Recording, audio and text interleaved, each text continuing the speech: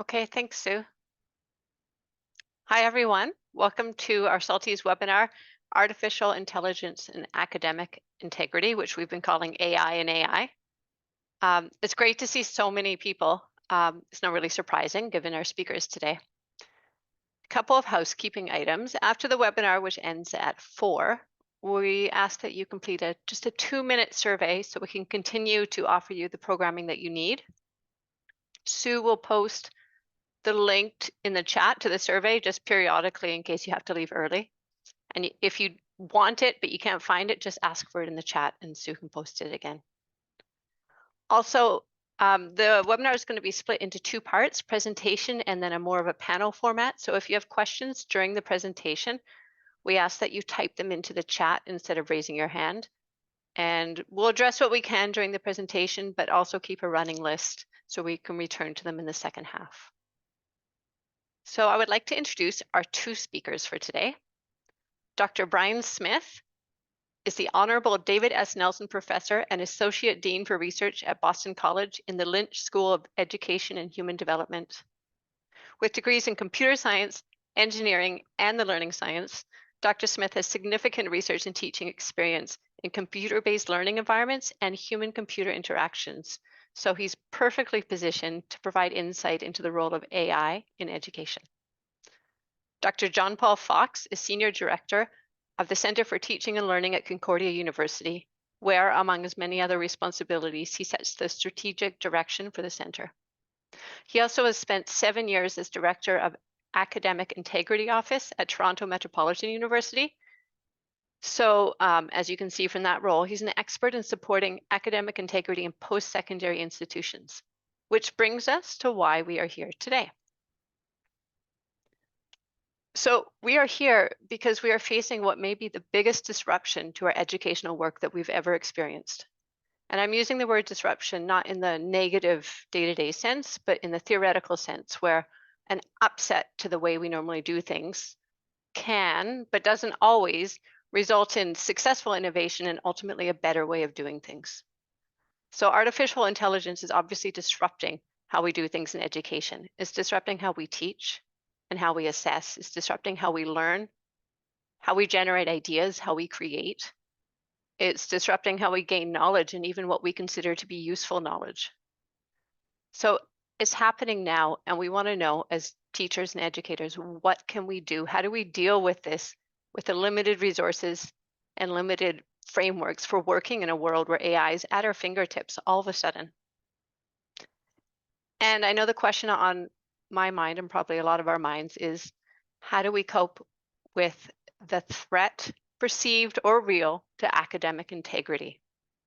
So today, Dr. Smith and Dr. Foxe are going to help us understand what generative AI is, what it can and can't do, and what this means in relation to academic integrity. They're going to help us consider both the threats and the opportunities and how we can mitigate the former and take advantage of the latter. And although today's webinar focuses on the immediate present and working with what's already in place, we are very happy to let you know that both Dr. Smith and Dr. Foxe will return for a second webinar on December 1st. And in that webinar, they're going to guide us to look ahead to the future, the long-term opportunities AI might offer us. What does it mean to educate in a world with generative AI, and what should we be considering over the next months and years? But for today, we're going to focus more on the immediate. So to give you a brief overview of how it's going to work today, the first half will be presentation by our 2 speakers. They will be defining academic integrity and taking us through an understanding of what generative AI can and can't do with a focus on ChatGPT. They're going to show us the way it can be used to support learning, but also the ways it can be misused in academic misconduct. And lastly, they're going to discuss our responsibilities as educators. After that, it's going to shift to a panel discussion with several thematic questions, and it will open to Q&A from you all. So with that, I'm going to continue screen sharing, but I'm handing it over to John Paul. Great. Thank you very much for that kind introduction, Phoebe. Can everyone hear me okay? Yes. Okay, great. I'm seeing some nods, hearing some yeses. Wonderful. Before I go any further, I'd like to begin with the territorial acknowledgement. I would like to begin by acknowledging that Concordia University is located on unceded Indigenous lands. The Kahinagahage Nation is recognized as the custodians of the lands and waters on which we gather today. Tiohtià:ke, or Montreal, is historically known as a gathering place for many First Nations. Today, it is home to a diverse population of Indigenous and other peoples. We respect the continued connections with the past, present, and future in our ongoing relationships with Indigenous and other peoples within the Montreal community. So thank you again, Phoebe, for that kind introduction. I particularly enjoyed when you said Dr. Smith and Dr. Foxe will return. It sounded like a line out of a trailer for a bad movie sequel, but maybe it's a movie I might watch someday. So thank you very much for that. Also, I want to say thank you very, very much to Liz Charles from SALTISE for inviting me to participate in today's conversation. What Phoebe didn't say in the introduction was that I'm quite new to the Concordia community. I'm very, very happy to be here, and this is a great opportunity for me to introduce myself to the SALTISE community, and I hope I get to meet many of you in person or virtually sometime soon. So thank you very much, Liz. Thanks also to my co-presenter, Brian, and Phoebe and Sue and others who we've worked with over the past couple of weeks as we've been preparing for today.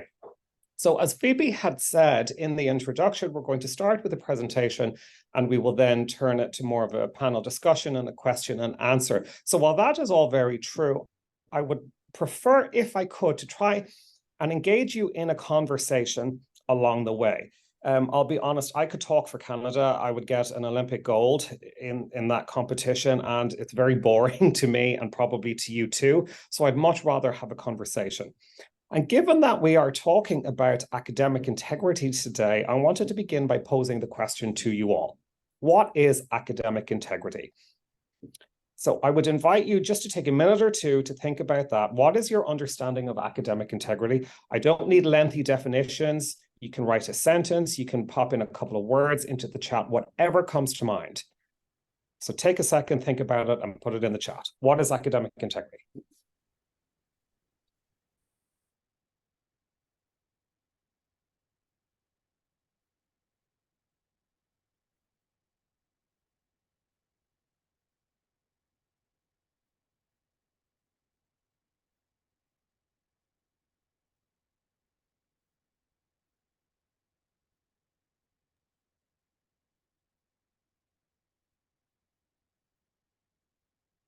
Okay, so we have some thoughts starting to come in. Oh, they're coming in thick and fast now. I'm not going to be able to read them all. This is great. Thank you.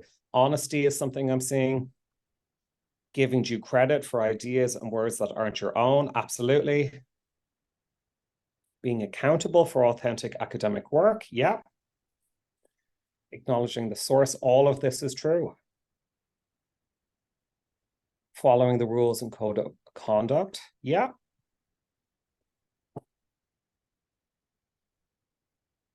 Faithfully undertaking the assigned work with appropriate guidelines, responsibility. Okay, excellent. Respect and honesty. Yes, very much so.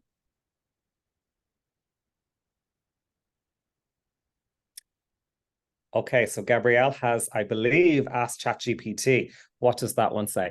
Academic integrity entails upholding honesty and ethical conduct in all academic pursuits, including avoiding plagiarism, cheating, and misrepresentation of work. It is a fundamental principle that ensures the credibility and fairness of the educational system. From ChatGPT. ChatGPT is doing a pretty good job there, I will say. So I'm really very, very pleased and reassured, I should say, to see these kind of responses. Phoebe, if we could move along. When I think about academic integrity, I often like to think about it in terms of a set of values. Now, I said I'm pleased and I'm reassured to see these responses because it is quite common that when I ask this question, and I have asked this question quite a few times over the past number of years, more so in my previous role, that when I ask folks, what's academic integrity, their mind immediately goes to misconduct. And I hear answers like plagiarism, cheating, misrepresentation of work. Contract cheating is something that we've spoken about a lot over the past few years. For those of you unfamiliar with the term, we're essentially talking there about individuals who pay someone to do a piece of work for them. It's a little more nuanced than that, but that's essentially what we're talking about. So I'm really pleased that you folks are all talking about integrity. So here I'm showing the fundamental values of academic integrity project. That is from the ICAI. Some of you may be familiar with the ICAI. I'll talk about it a little bit later. Again, it's the International Center for Academic Integrity. It's based out of the US. So they have this fundamental values project, and it talks about academic integrity being associated with the following values: honesty, trust, fairness, respect, responsibility, and courage. And I think given this group of people who are in the audience and who are participating in the webinar today, you can hopefully quite easily see how all those values apply. And I like to start with this in almost every conversation about academic integrity, because although we're talking about something newish today, Phoebe described it as a disruption when we're talking about Gen AI.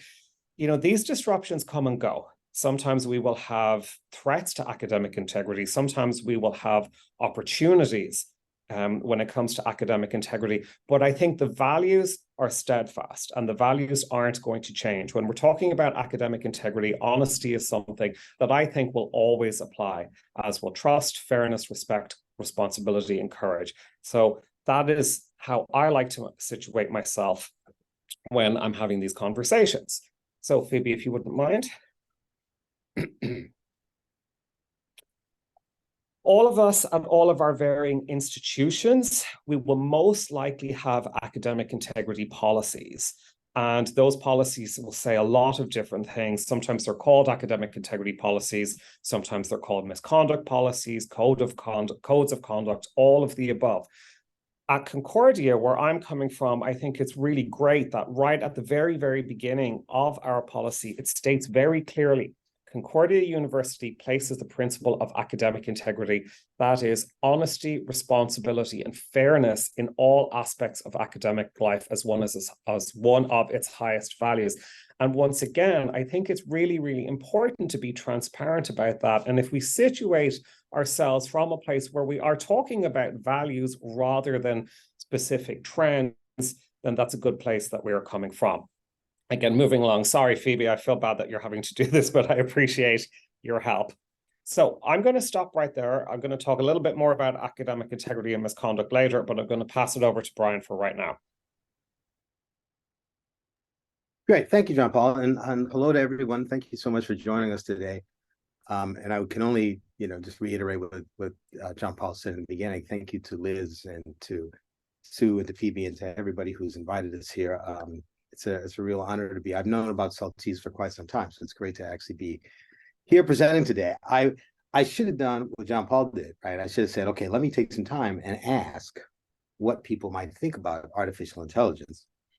And I wasn't that clever. So anyway, I will just kind of keep moving us along. The one thing I do want people to sort of understand in terms of artificial intelligence, particularly the way that in the last just under a year, since a lot of this new technology has really hit us, is that sometimes I read in the Boston Globe or the New York Times, I read something where people say, oh, artificial intelligence now that it's 8 months old. And I always have to correct them and go, no.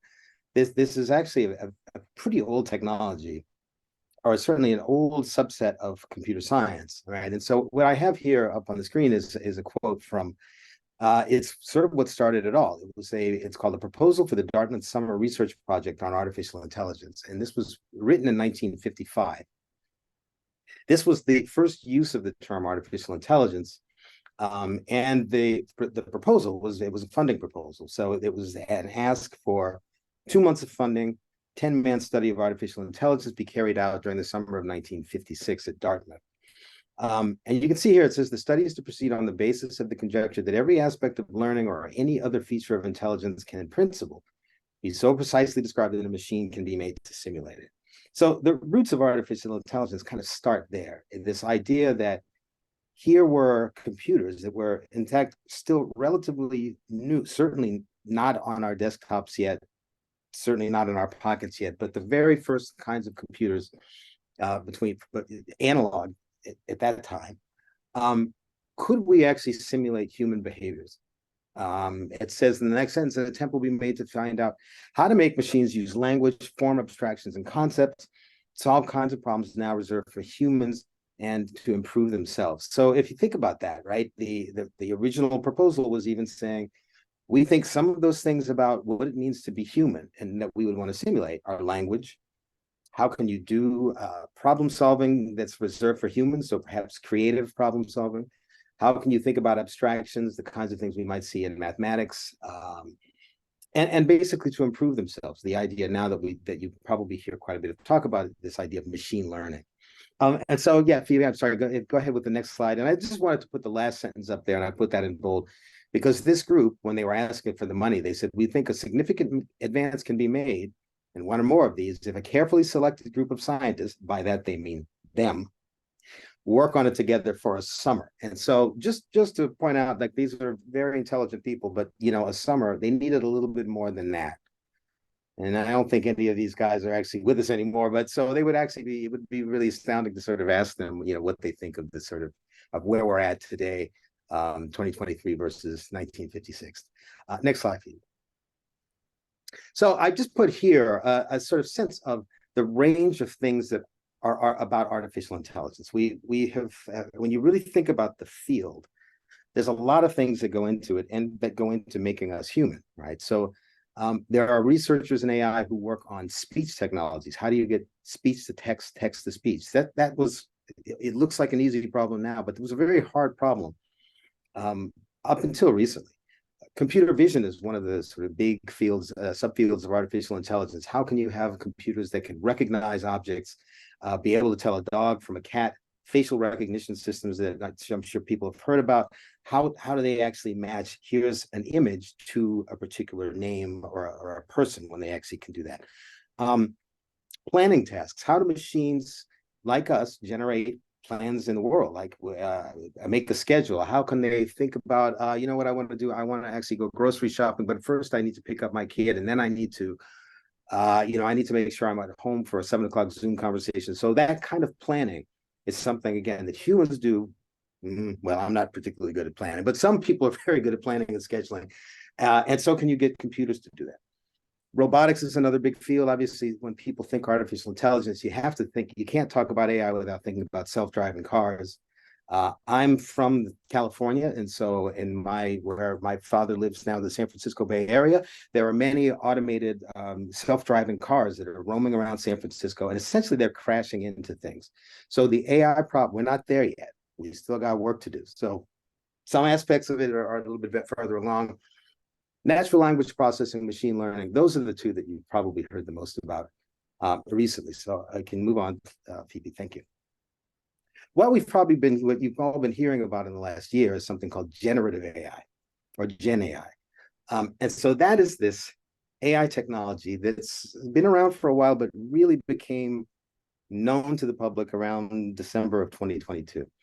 And this is the notion of systems that you can give some kind of input data, typically text, and you ask it to do something, and it generates new or novel content. So some of you, in fact, the image that we first saw that Phoebe showed us on that initial slide was generated by Midjourney. That's one of the systems that takes text and generates images from it. So I could go to that system and say, you know what I'd like you to do? I'd like you to generate a picture of a Great Pyrenees dog winning the NBA championship by dunking over LeBron James. And for some strange reason, the machine knows how to do that, right? And so there are classes of applications that go text to image. You can use text. You can ask it to generate music. You can have text to generate presentations. I did a presentation recently on generative AI in higher education, where I asked the system called Gamma to generate a slideshow about generative AI in higher education. And then it did it in real time. And then I just read the slides that it made. People felt cheated, so I'm not doing that today, but it was sort of like, how meta is that you give a presentation, you ask the machine to give the presentation on generative AI and then have it actually create that. I started out my field I started out as a computer scientist. And so One of the interesting areas there is tools that actually are able to generate computer software, computer programming code. GitHub Copilot, Amazon Code Whisperer, where you can say to it, look, could you generate a function that can sort two lists and spit out names in alphabetical order, and it will just generate those particular programs. And then there's the systems that you can ask it and have these conversations with it, things that generate text. And that's gotten a lot of attention. I think those are the ones that I've seen people having the most concern about, certainly with respect to academic integrity. Those are the things like Grammarly Go, Notion AI. These are systems where you ask it, could you generate again, a presentation? Could you generate my homework assignment? Could you generate a lesson plan for my class? And these systems will do that. And in fact, we saw the example in the chat where ChatGPT gave us its explanation of academic integrity. And so let's start with ChatGPT, because I think that's the thing that again, people are really, it really sort of excited people at the end of 2022 and it's certainly early 2023 and even now. Next slide, please. So I want to just say a couple of things about that. I said what the generative is, and I think ChatGPT is such an important program. I want to just say a few things about it and kind of how it works. I'm not going to give a hugely technical explanation of it, but I find that it's actually useful to know just a little bit about it in order to sort of bring down the, look, it's not magic. And in fact, I think when people kind of know a little bit about it, okay, right. If you Eric, say, know a little bit about it, right? I think it takes away some of the mystery and you can start to think about, oh, this thing can actually be used in productive ways. So one of the things about GPT is generative. The second one is the P. P is for pre-trained. And what that means is that ChatGPT and systems like it have been trained. It's been shown lots and lots of data. And in ChatGPT's case, it's been shown lots and lots of digital text. More text than any human could possibly read in a lifetime. It's read it. So you have to just, personally, I can't fathom how much it is. It's hard to actually imagine, but it knows a lot and it's pre-trained. And so moving to the next slide, you'll see that the pre-trained, in this case, I asked ChatGPT just earlier today, I said, who is the current majority leader of the United States Congress? And as you see, its response is, as of my last knowledge update in September 2021. So it's important to know that ChatGPT and many systems like it have been frozen at some point. They were pre-trained. They do not currently learn more information. They're not learning as we speak. They're fixed, right? Now, that doesn't mean that they're not powerful, but it does mean in a case like this, who's currently the majority leader of the United States Congress, right? ChatGPT cannot give the answer. By the way, I know this is a Canadian audience, so I'll just be clear about it. There is no one running the United States government at this moment in time. Just another day.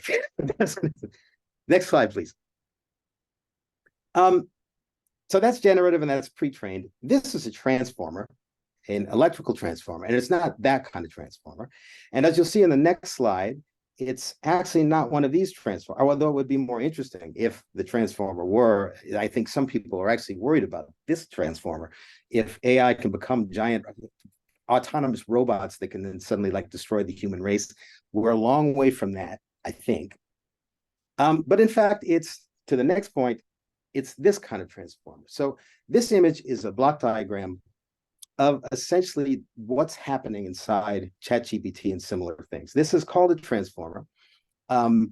It's really the magic that makes this thing happen. It was these kinds of computer architectures were developed around 2017. So it's been early, these came 2017, and so and pretty rapid pace in terms of the developments from 17 to 2023 in terms of what they can do. There's no way we want to talk about the technical details of this, but what I do want to do is give you a sense of how they work in terms of what we might call, and we'll go through on the next slide, we'll start to talk about language models. So what these systems do is they're called large language models. ChatGPT, the Microsoft Bing, Google Bard, right? They're using these things called language models. When I was talking about the slide on artificial intelligence, and I said that those guys were interested in trying to sort of model language to understand, could you simulate human language with a computer? The way to do that is to first say, what does it mean to have a model of language that a computer can use? So let's start with a really simple And I think, again, I want to go through just a couple of examples of this. So you see sort of, this is kind of how this could work and how GPT is sort of a natural extension of what these sort of very simple models. So if we start with this one on the next slide, some of you may have heard of something called the infinite monkey theorem. It's one of my favorite language models, most because it's just so implausible. But it turns out you can actually have a mathematical proof that suggests the following. If you had a monkey in a room with a typewriter, I guess the monkey would probably have, Microsoft Word at this point or a Google Doc. If that monkey sat for an infinite amount of time and started to type, there you can show that in fact, eventually it would start to type English words. And the joke of the infinite monkey theorem is that eventually it could probably produce the works of Shakespeare because it's got an infinite amount of time and it's just typing away. So at some point, it's quite probable that it would actually start to tease out English words, despite the fact that the monkey doesn't know any English and is not trying to speak English. So in that sense, it's very probabilistic, right? That by fluke, eventually, it's going to actually hit English words, things that look like English. And so, yes, as example said, a stop clock is right twice a week. So the monkey is going to hit it at some point. Okay, so on the next slide, we'll see that's obviously the infinite monkey theorem is going to take a long, long time. Yes, someone always will tell me that. I'm going to come back to that comment there that ChatGPT, certainly in paid versions, we can talk about pay at the end, that some of those limitations have been taken off. But in fact, they still are pre-trained, at least to my knowledge. Let's talk about another language model. This is the Magic 8-Ball. I'm sure some of you are familiar with this, a toy where I might ask the 8-Ball a yes or no question. One I typically like to ask it is I say, was my boss going to give me a raise? And as you'll see on the next slide, it usually tells me something like, don't count on it. Or no, that is not, it's highly unlikely. So in fact, next slide, you'll see how this works, right? So you have a ball with a 20-sided dice inside of it.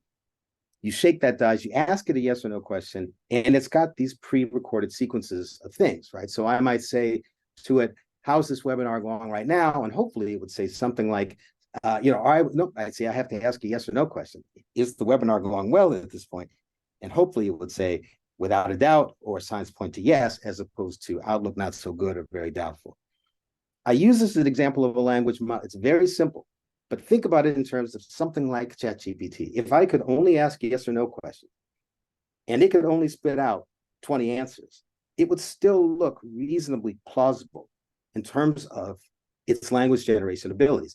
It's pretty limited in terms of what it can spit out, but it's still a reasonable model, at least to start with, of language. And one important thing is in the case of the monkey and the 8-Ball, neither one of these has any knowledge per se. It is, by probability, it is spitting out some form of language.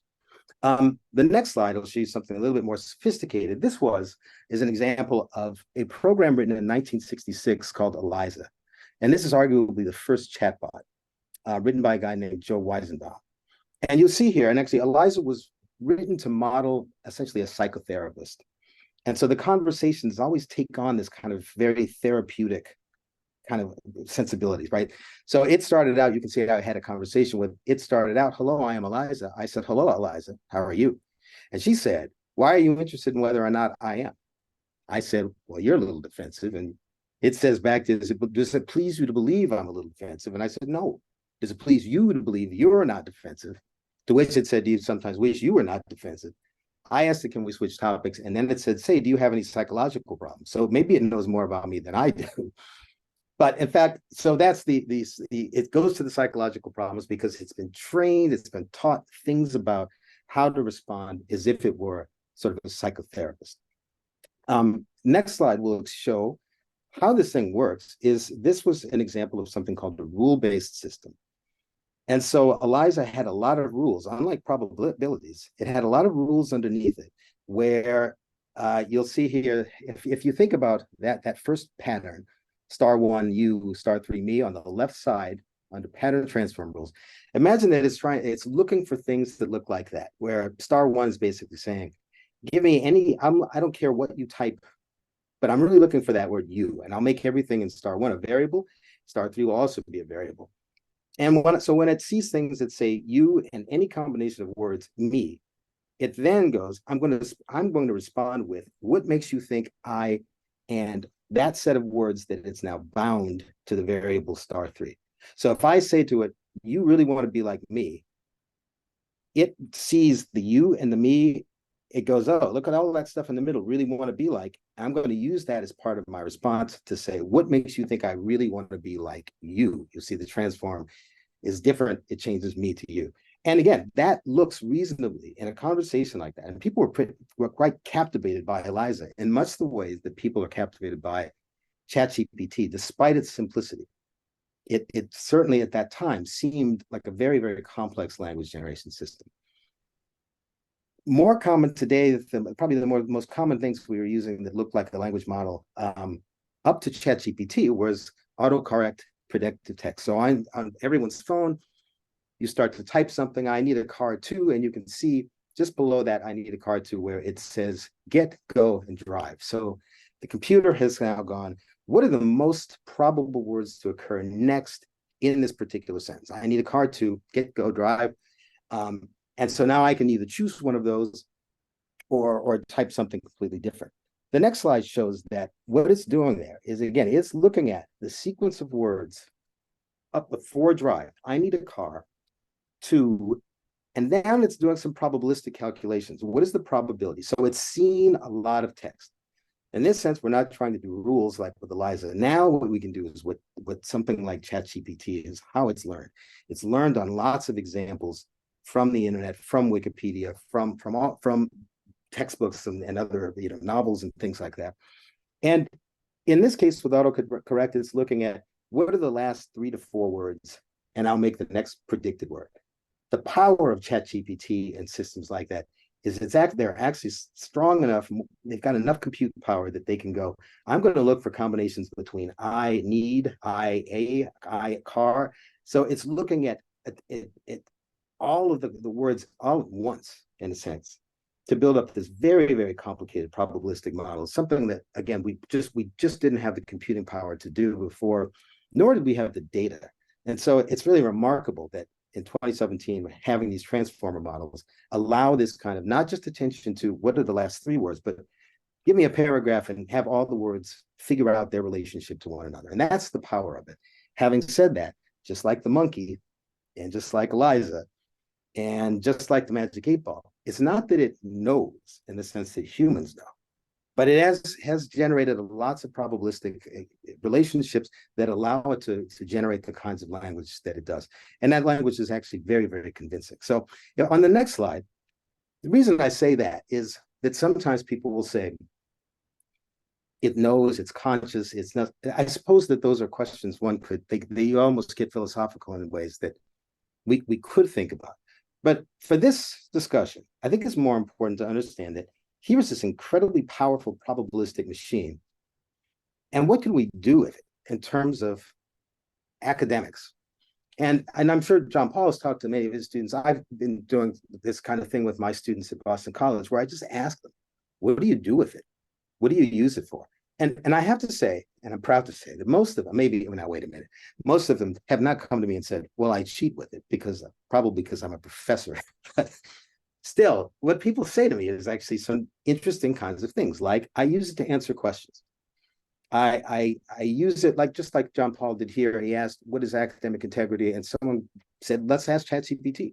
And ChatGPT gave back an answer. People are using it for tutoring and homework help. I've seen people now using it, telling me that they use it as for research assistant. I'm writing a paper and I'm trying to find some interesting things out there, some sources that I might not find otherwise, but maybe ChatGPT can find it because it's combed more data than anybody can possibly comb. One of the great examples I've seen is actually people using it for language learning, language translation, because once it built up all of these probabilities, it turns out it also figured out. It learned relationships between French sentences, English sentences, Chinese sentences, Spanish sentences in a way that makes it an incredibly powerful language translator. And I don't know that anybody had ever thought that per se, or expected that, but it's very good at its language translation. And so people are using it People who are in my classes and they say, English is our second language, but ChatGPT is really helpful.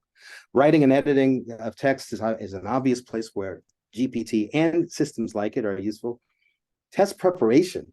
So it's not only good for just students, but in fact, some faculty members or colleagues of mine are using it to think about how can we create new materials for our students.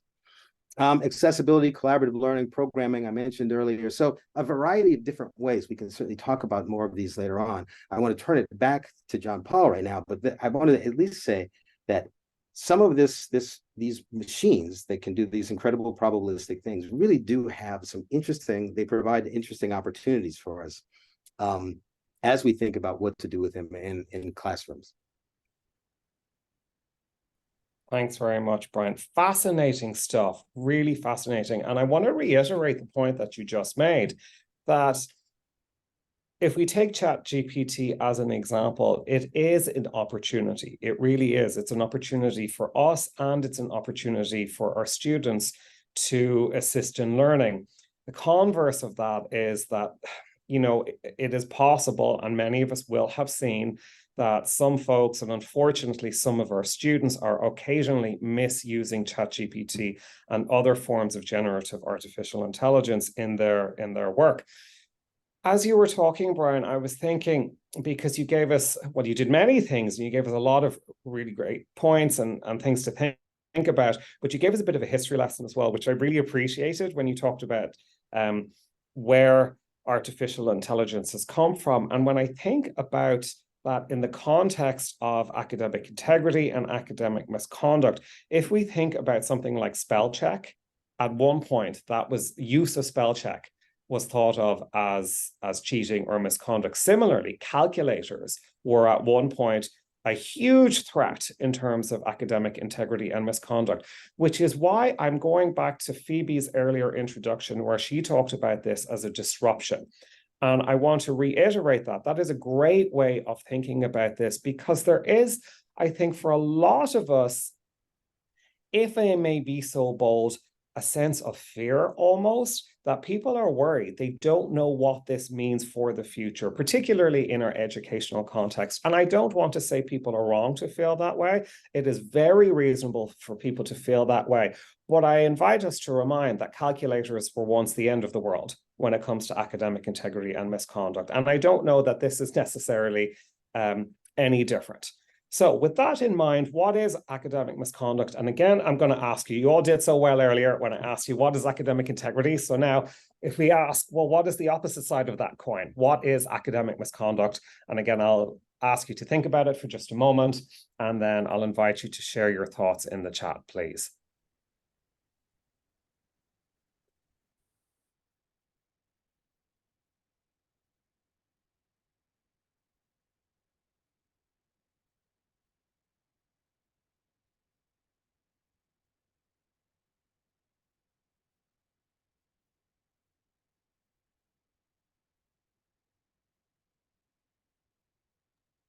Okay, so cheating and plagiarism were two of the things that popped up first. Plagiarism is of course, a common one to many of us working in higher education when it comes to academic misconduct or violations of codes.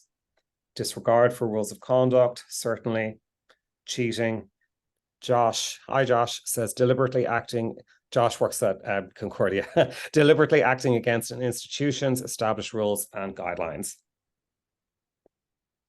Okay, that's a really interesting point, Anna. Representing someone else's work or AI as your own, that's a whole other question. Does AI represent a person when it comes to our traditional definition of plagiarism? Willful misrepresentation of the origin of ideas. So the reason I wanted to ask you this one is because if we think about academic integrity, like I said, when I think about it in terms of values, those values typically tend to be universal. When we think about academic misconduct, that is not necessarily the case, right? Because academic misconduct can be very, very specific. How is it specific? It's specific to an institution and the given set of rules. It can also be culturally specific. and it is specific to a given classroom as well. Faculty, professors, they have agency when they are teaching. What they decide is academic misconduct might be different to a colleague of theirs. So moving along, Phoebe, for the purposes of this conversation today, I want to give us a definition that we can think about. So this definition is any action or attempted action that undermines academic integrity and may result in an unfair academic advantage or disadvantage for any member of the academic community or wider society. So this definition comes from another professional network called the European Network for Academic Integrity, and they produce a lot of really great stuff. But so while I really like this definition, it is quite broad. So we have to think, how does this apply to our institution? How does it apply to our teaching? And importantly, how does it apply to our students? So if we think then, well, what is, or how does ChatGPT, how does generative AI apply to all of this? And next slide, Phoebe, here's one definition that might apply, and I want to emphasize the word might there. So this then is from the same group, the European Network, and it uses the term unauthorized content generation. In the chat earlier, we had taking a person's ideas, including AI. So this definition tries to get around that question of whether AI is a person or not. Unauthorized content generation is the production of academic work in whole or in part for academic credit progression or award, whether or not payment or other favor is involved, including unapproved or undeclared human or technological assistance. Now, I realize that that is quite a mouthful. I realize that. But the reason I want to raise this with all of you today is, if we are struggling with the question, is use of generative AI, is use of ChatGPT misconduct, how do you think our students feel? And you know, and I know that they are asking themselves every day. So in a little bit, I'll talk about our responsibilities as educators, but I really encourage you to think about that and to communicate that to your students as clearly as possible. What is okay and what is not okay in terms of, in this example, we're talking about ChatGPT, but we could be talking about any type of generative AI, or more broadly speaking. So moving along, Phoebe. Excuse me. Okay. Many faculty members who I have spoken with, both at my Concordia, where I'm working now, and at my previous institution, they were quite reasonably concerned that their students were using this to engage in misconduct. Now, it's not for me to say that this was or was not happening, but these are some of the things that they were concerned about, where ChatGPT, for example, could be used as a vehicle for plagiarism, where students might be misusing it to complete homework and test answers, for use of paraphrasing. Coding assignments is something that I've heard a lot about from my computer scientist colleagues, language translation, online discussions, and forums. Now, I mean, Brian was talking earlier about the utility of language translation when it comes to ChatGPT, and of course that is undeniable, but we're talking about misuse in this context. Now, I'm mindful of the time, so I did want to have a conversation about this, but I think we'll push on and we can open that conversation when we get to our panel Q&A. So somebody else did this already today, and they spoiled the surprise, but I used ChatGPT to generate this list in ways in which ChatGPT can be used to cheat, which I thought was kind of neat. So if we move along, Phoebe, let's talk a little bit about our responsibilities as educators. I've mentioned two professional groups already that are worth knowing about if you're not familiar with them already. So ICAI, the International Consortium on Academic Integrity, and then ENAI, which is the European Network for Academic Integrity. Briefly, both are having their annual conferences in Canada. Next year, the ICAI's meeting will be in March in Calgary, and the ENAI meeting is being held in Ottawa in May.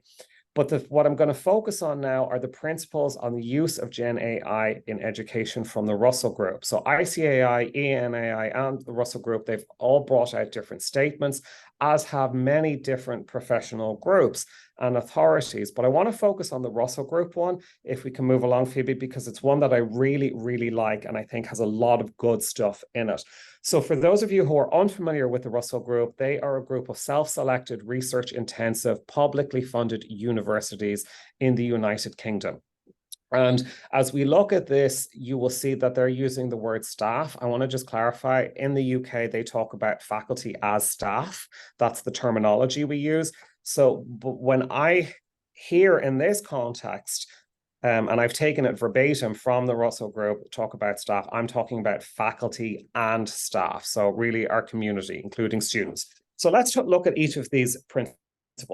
So the first is universities will support students and staff. Again, I'm talking about faculty and staff to become AI literate. I think that's a really important point, because if we think about, well, what is our role within society? What is it that we are trying to do?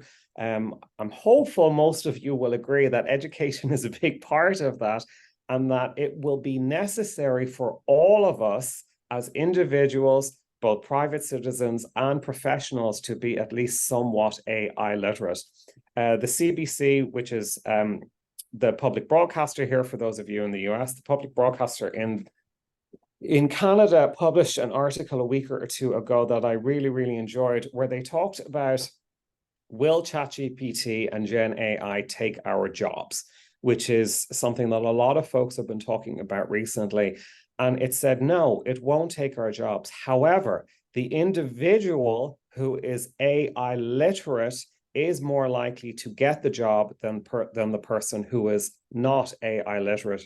So I think we have a responsibility, both as private citizens and as professionals, to become AI literate. And according to the Russell Group, they're saying that their universities are going to support that process. So again, faculty and staff, number 2 now, should be equipped to support students to use generative AI tools effectively and appropriately in their learning experience. Now, I'm going to modify this one just a little bit and say universities should be equipped to support students. So if we think of this as something akin to writing support. Now, there are many courses that many of us will teach where writing is a big part of that, and we make all sorts of assumptions about whether our students are able to write or not. That all being said, most of our institutions will have some form of writing support or another.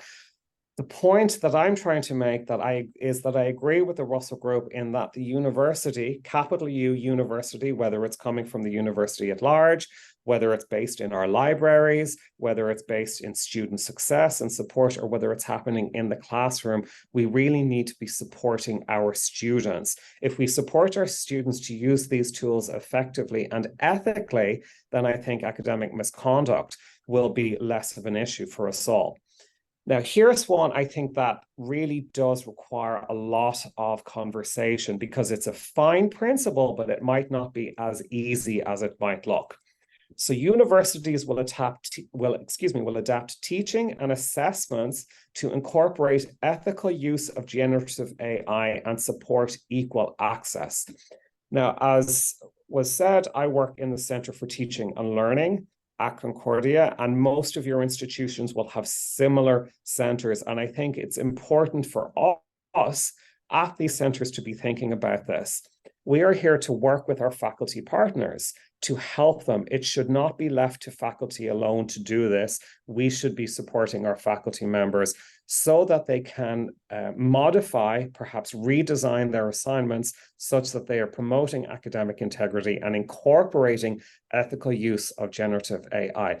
Because the fact of the matter, folks, is our students are using Gen AI. Whether we like it or not, they are using it. We want to make sure that they're using it ethically and that we are supporting them in that process, and that our assignments and our assessments encourage that. Number 4, I think, goes without saying, but I appreciate that they are saying it anyway. Universities will ensure academic integrity and, academic rigor and integrity is upheld. And universities then will work collaboratively to share best practice as the technology and its application in education evolves. And I appreciate networks like SALTISE that are giving us this opportunity to have these conversations. So I know I flew through all of that just because, again, I'm mindful of our time. Why don't we move to our next slide, Phoebe? And this is where we have our questions. Yeah, so we're opening up for questions, and well, maybe we'll just start by giving Brian and John Paul a broad question here, and you can discuss, and then people can raise their hands when they have things to talk about. I'm going to stop screen sharing in a minute, but I'll just leave it up to read the question. All three of these are interesting questions, and maybe we'll get a chance to talk about them all. I feel like you kind of addressed the first one, both of you, in your discussion as well. I know, John Paul, you said actually we don't need to adjust our definition of academic integrity that you presented to us, maybe at an individual level, but the one you gave us, you said still stands. Can you and Brian elaborate on that? Sure, I'm happy to speak on this a little bit more. It depends on how we approach our concept of academic integrity, Phoebe. If we approach academic integrity as a set of roles, then I think, yes, maybe we will need to adapt our definitions. But rather, if we approach it as a set of values and a set of principles, I don't think the definition needs to change. The definition of misconduct in our policies may need revisiting. And I say may. The reason being that if we think about, again, I'll just pick ChatGPT, is that the one, because that's the one that folks are talking most about. Oftentimes, use or misuse, I should say, of ChatGPT does not necessarily fit neatly into our existing definitions. Many times, or in many of our different policies, we will have an overarching definition of academic misconduct, and then we will have different categories of misconduct. Plagiarism is a very common one and a common category, and oftentimes it talks about taking another person's idea. Now we get into a whole other kind of debate. Is ChatGPT a person? That's not necessarily a debate I want to open today, but I think the easier way of getting around that is to revisit our definitions within our policies. The other thing to think about is if it's unclear to us, sure as anything, it is unclear to our students. So whether we wanted to revisit our policies at an institutional level or not, I implore all of you who are speaking with students and are offering assessments and teaching your students, please have this conversation with your students throughout the term, throughout the class, as you are working with them. I think it's not enough to just put it in the syllabus or to make an overarching statement at the beginning of the term. I think this is something that you should be talking about throughout the term, particularly when it comes to assignment time. One of my colleagues here at Concordia, Naftali Cohn, he was telling me recently about how the approach he has taken is not just to add various statements in his syllabus, but to really expand upon his assignment instructions and to spend some time reviewing all of that with the students, so students are crystal clear, hopefully, on what is and what is not okay, how they can use something like ChatGPT and how they cannot. See, I told you I could talk for Canada, so I'm going to stop there and pass it over to Brian. That's great, John. I mean, that's fantastic. And certainly the kind of thing I was thinking, I know here what I've seen in terms of talking to some of my colleagues that I work with, we've really been trying to go like, look, how do we make it very, very clear to students, right? This is an opportunity to really think about the expectations that we set for them.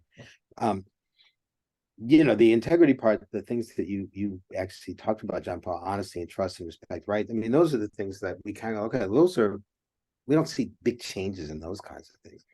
The questions become things like on the misconduct side where, is it misconduct? I've had students ask me, if I'm just using it to get some ideas, but I still write the assignment, but it's the seed that I use to get the idea. So there's suddenly these more, and I don't know that they're any different than when it was, I have this friend who gave me some ideas, but I built the majority of the intellectual contribution. So I think in some ways, right, the computer is, these tools are, they have certainly made it exaggerated things that already existed. But I guess that for me, the most important thing about ChatGPT that I've seen in this last year is that it's actually created the conditions for all of us to be sitting on this webinar to talk about these things. So someone asked me recently, they said, what excites you about ChatGPT? And I was like, I said the wrong thing. I said nothing.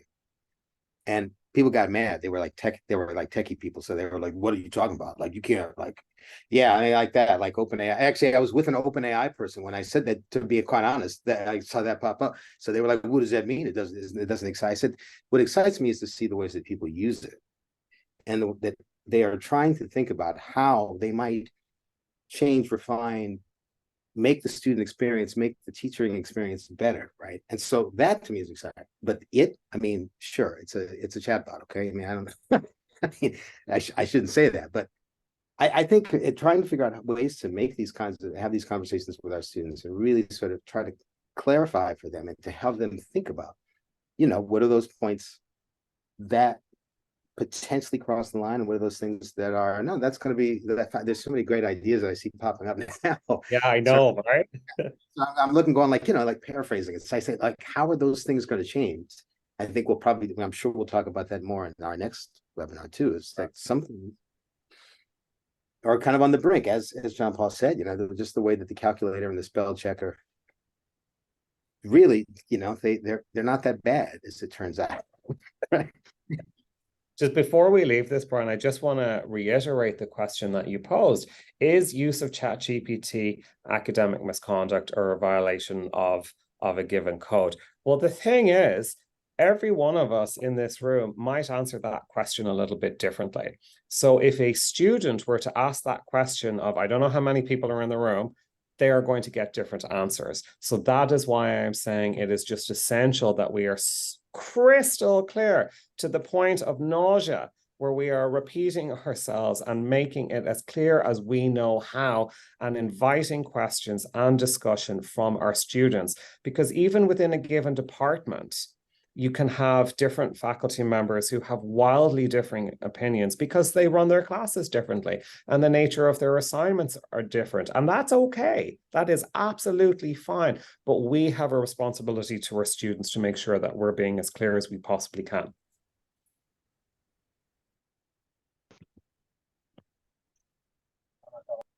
I haven't seen too many questions that haven't been just continually being discussed in the chat here. I saw one Did you go see by one up there? that I will just address really quickly. There Yes, was something please. about AI detection tools. Yeah. From And Sylvain. somebody asked which are the best ones. And I'm really glad that question has come up.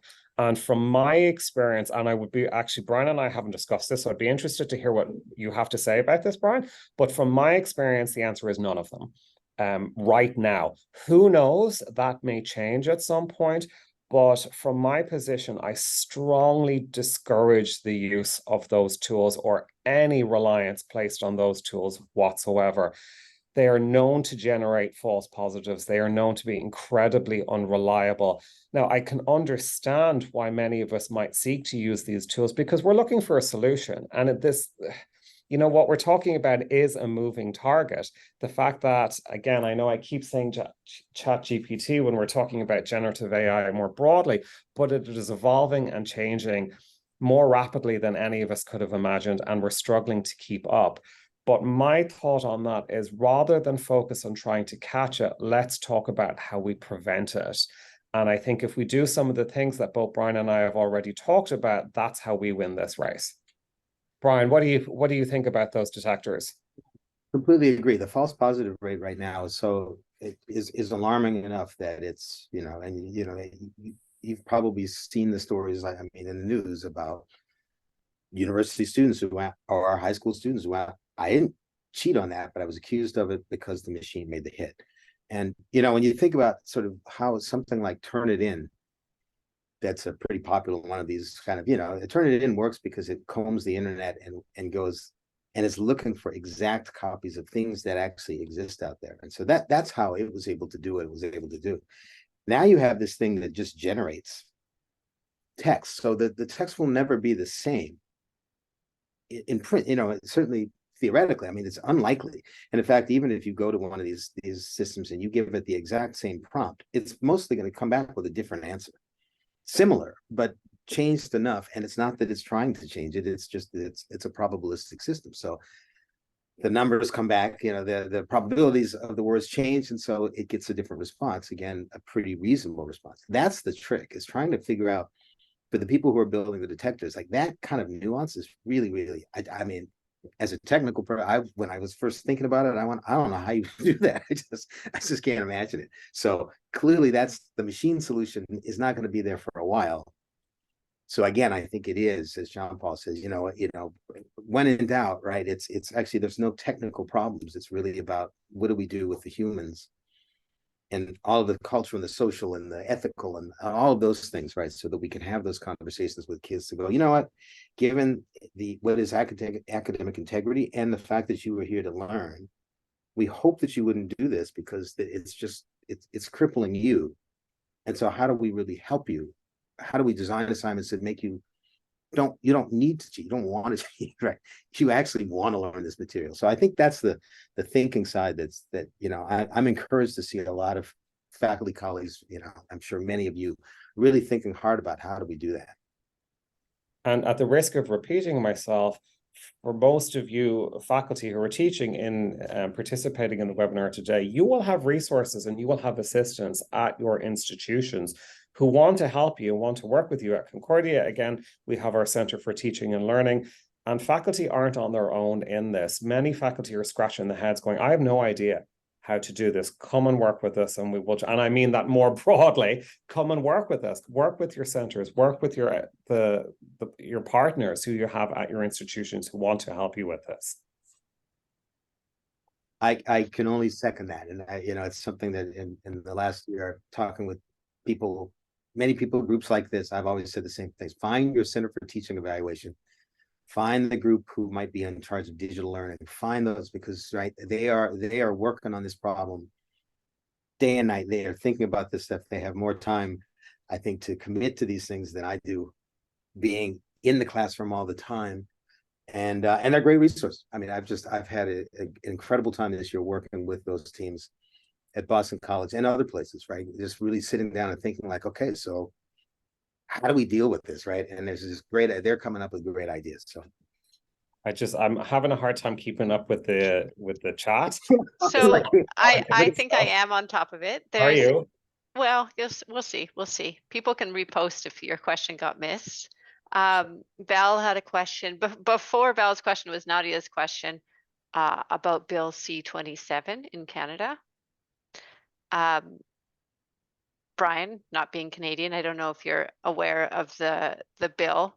This is the one, I believe, that's a voluntary bill. Do you feel that the government should play a bigger role in ensuring AI is used in a more transparent and ethical way in education?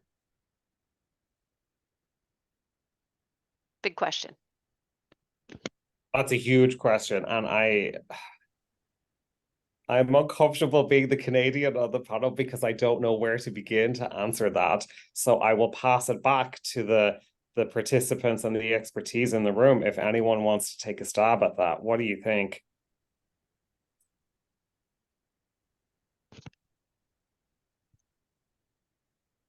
I just see Nadia confirming here that, yeah, the bill is voluntary. Yeah. Well, let me think of it, or let me try and respond as best I can without being specific to this bill. I think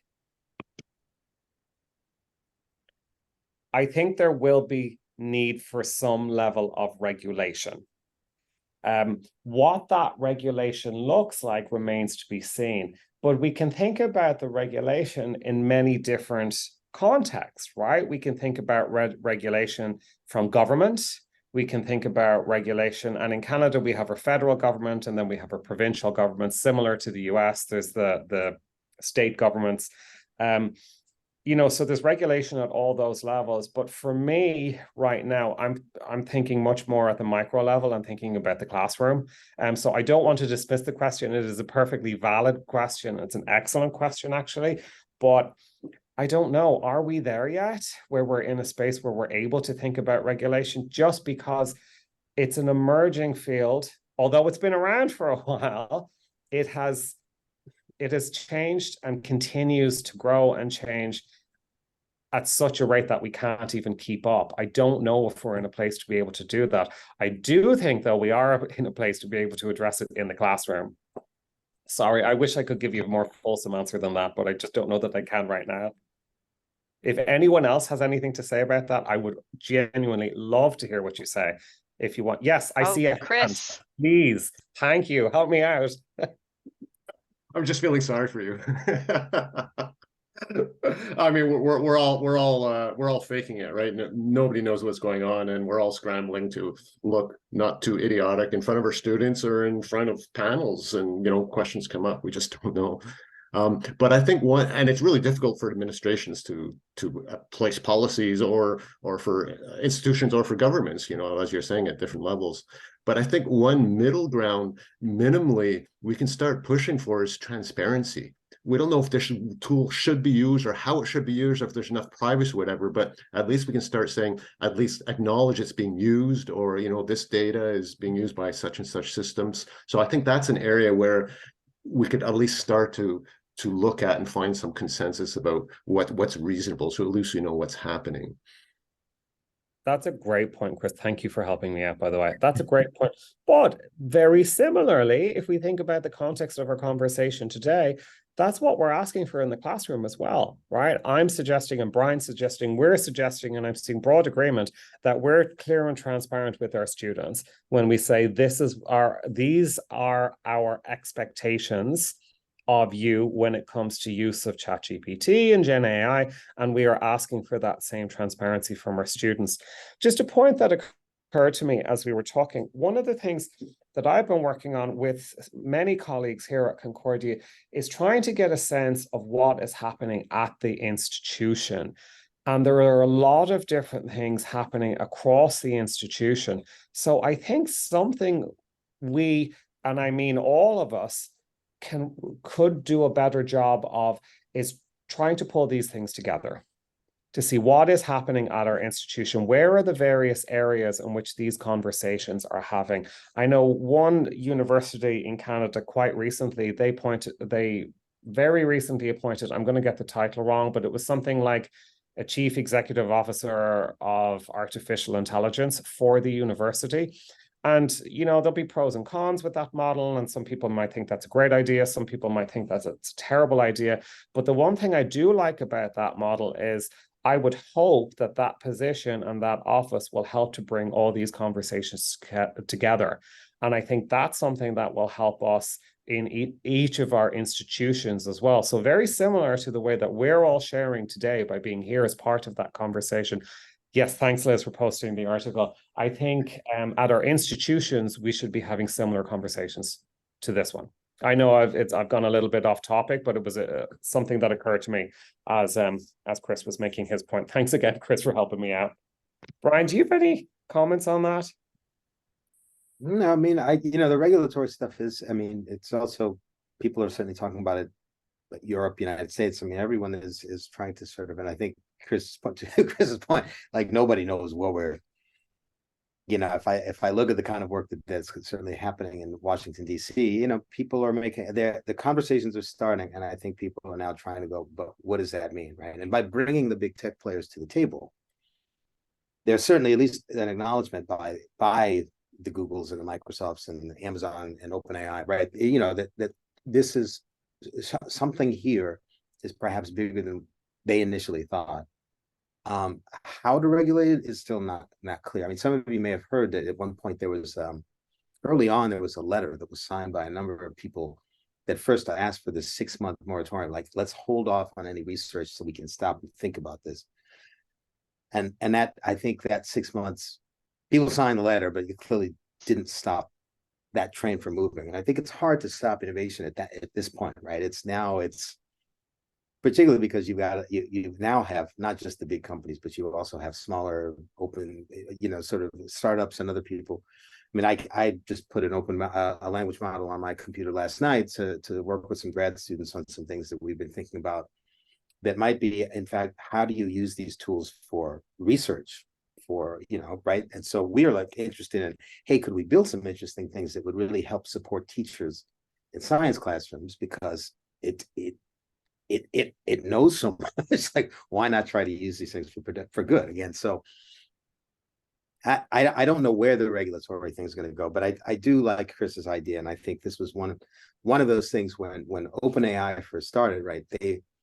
They were really the good guys, because they said, you know what we're going to do? We're going to be open and transparent about systems that we build. And ChatGPT came, and I think it was just such a whirlwind that they couldn't have predicted. I can't imagine that they want to watch that the entire world is going to pay attention to this. But GPT-4 came, and then we asked, hey, what's it trained on? How big is it? And they were like, look, here's the thing. Maybe you should just think of us as closed AI now, because we're not going to tell you that, right? Suddenly all of that clamped down. And so that transparency that was there before is not there anymore. And so I hopefully that's it'd be great to know what's it trained on, because then we can understand more about what the limitations are as we move forward, so that we could explain and be transparent with students and other people. How many times have Brian and others have you heard the term Skynet over the past year? For any of you pop culture or Terminator fans, quite a few people have said to me Skynet is real. I don't know that that's quite the case, but that's not necessarily in the educational context. That's, earlier when I talked about people's apprehensions and misgivings, all of those are very, very fair. Not to say that Skynet is real, but within the classroom and within our context, that's very fair. But I do encourage us, again, to think about the calculator and to think about Phoebe's description of this as a disruption. And I do think that, it is a big disruption. I am not trying to minimize this. It absolutely is. But I do think it is one that we will deal with. We absolutely will deal with this, and we will move on from it. Yeah. The calculator reminds me of, I was talking to, as during this year as things went, when I was talking to people from Grammarly. And I remember saying to Grammarly, I said, it's very interesting that there's an application that I certainly use a lot. I noticed it. I saw it come up in the chat at some point. And I was like, for the most part, I don't know that people have the same fear of Grammarly. Now, it's a very different thing. Of course, then they said, no, we're making Grammarly go, and we're going to get in the generative game too. And I went, okay, well, maybe they fear you now.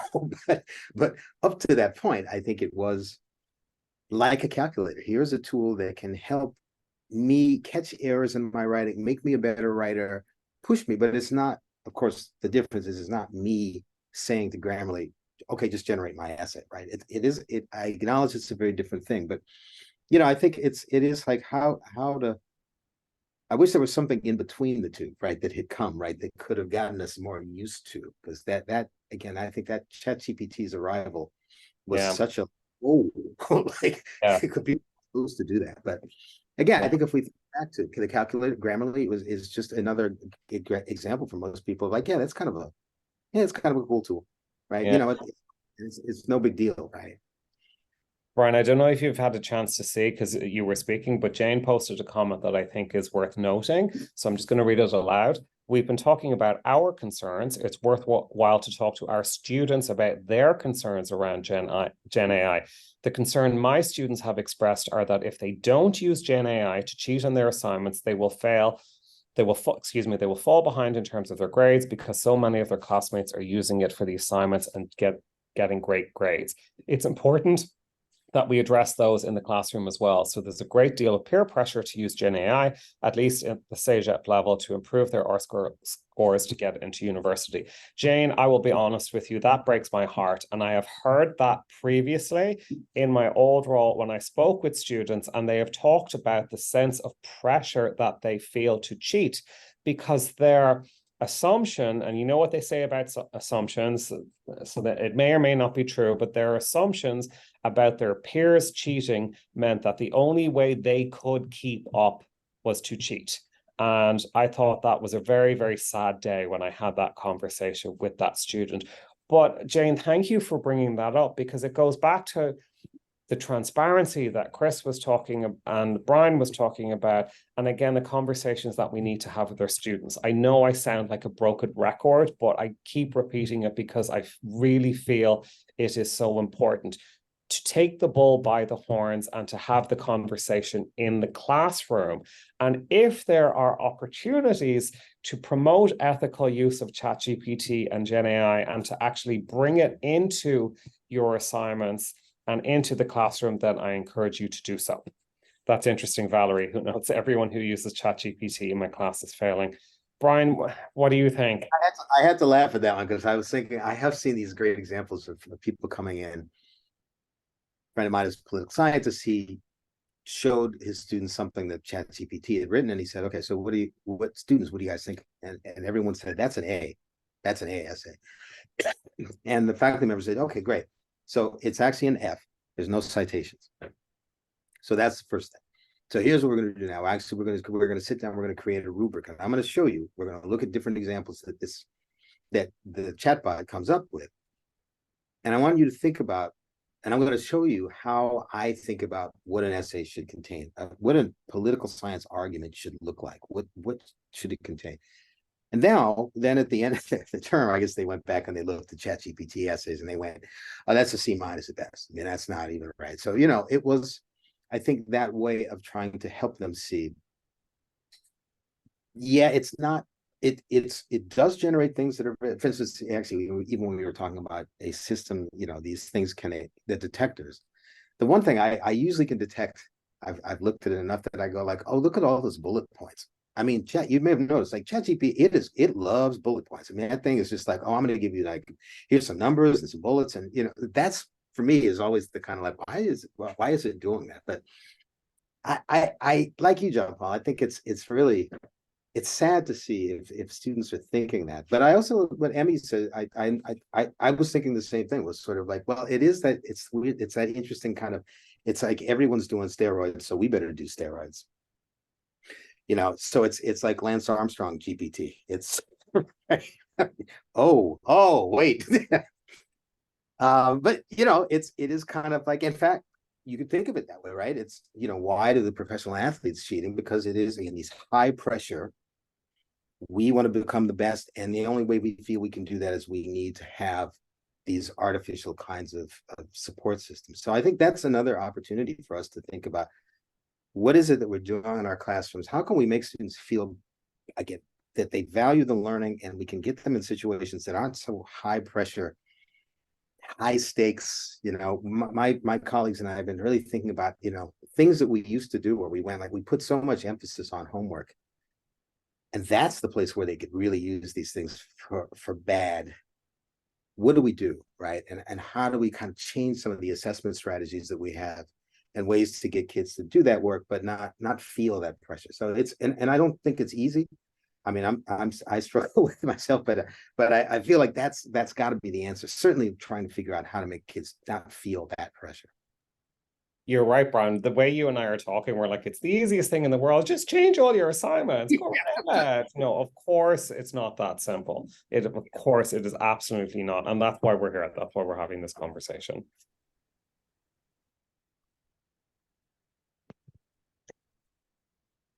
Yeah, that is a nice segue for the next webinar, Liz. A lot of what we're talking about is starting to head towards that, looking forward to the future. Like I've been following through in the chat, and there's this conversation about, when my students are using AI, it's affecting what I value in their work. And it's starting to change what I think is a good essay and how I see their writing. There was a conversation from the English side of things, and there's a question from a comp sci teacher about, well, how do I can't remember how the question was worded now, I've lost in the back, but how do I make what used to be a very simple assignment, write me a code for this? Well, that's not going to work anymore. What are some new ideas? And should I even be asking those kinds of questions at all? What do we value? I think sorry, Phoebe, I don't mean to interrupt you, but I'm so eager because I've been thinking about this so much, and I think there are bigger questions that we need to ask. Coming back to your your notion of a disruption. Am I agreeing? And us saying, yeah, this is a big, big disruption. Somebody posted in the chat, I'm sorry, I'm not sure who it was, do we need to teach writing anymore? Now, I'm not in a position to answer that question, but I think it is a fantastic question, right? I'm going to say, yeah, we do need to teach writing, but to what extent? So I've heard programmers ask, and Brian, I'd be interested to hear your thoughts. Do we need to teach programming? To what extent do we need to teach program? Does what we're teaching need to change? Not just how we're teaching. And I think that's an important question. Yeah. No, I certainly, my friends who are in English who rely a lot on essays, we've had those kind of conversations, certainly. And then my friends in computer science departments, and I should say, I used to, before coming to Boston College, I was the associate dean of academics in the College of Computing and Informatics at Drexel University in Philadelphia. So I remember when these systems started generating code and people said, the kids are going to start cheating now because of ChatGPT. And I was like, first of all, you got to imagine they cheated before. I mean, let's be real about it. So there was obviously academic misconduct before that, but it does change. And I think, some of the conversations I've had with different faculty is really that depending on the domain, depending on what the set of studies, what it is that you're trying to sort of teach the students, right? That how you deal with these things are going to be very different. So in computer science, right, it's one of those things, right? Will it change the nature of programming? I suspect that it will, with these systems that can that as you're typing, it's starting to just give you prompts and says like, here, I'll just autocomplete that for you, right? Don't even type that. I'll just figure that out. Having said that, it's certainly, it's not code that I would put on an airplane to do autopilot, right? Just without knowing a lot of knowledge. So I think one of the things here that I've noticed is that with any of these kind of, almost any of these domains, anything it generates, because remember, I don't think we've said it yet, ChatGPT also just likes to make stuff up. I mean, it's kind of fantastic at times when it's just making stuff up, right? It's just riffing, right? Because the probabilities say go for it. And so I think if you don't really know how to evaluate its output, that could get you in a lot of trouble. So certainly with computer science students, we've said, you know what?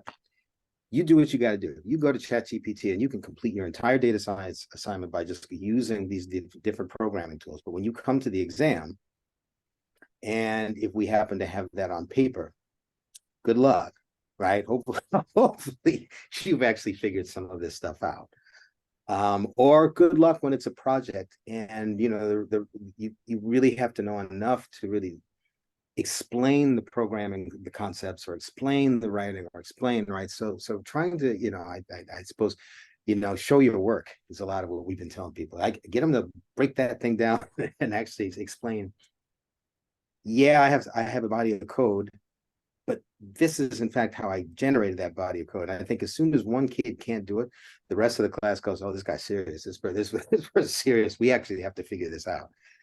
Hopefully, it doesn't come to that again. That it's not trying to penalize the students, but actually trying to get them to really value trying to do these things first, and then coming to the point where they really can get it and they master it, and they go like, okay, now I'm going to turn on the autocomplete thing, and it's just going to go to town, and I feel good about it, and I can focus on the bigger problems of software engineering, besides how do I write this small search algorithm kind of thing. We had a question from Amin.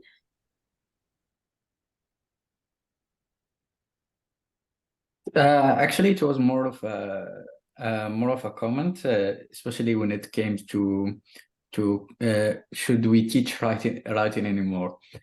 I'm a technical writer by a freelance technical writer, and more and more like in the job market, the writing is with ChatGPT is becoming hard to land the writing gigs, writing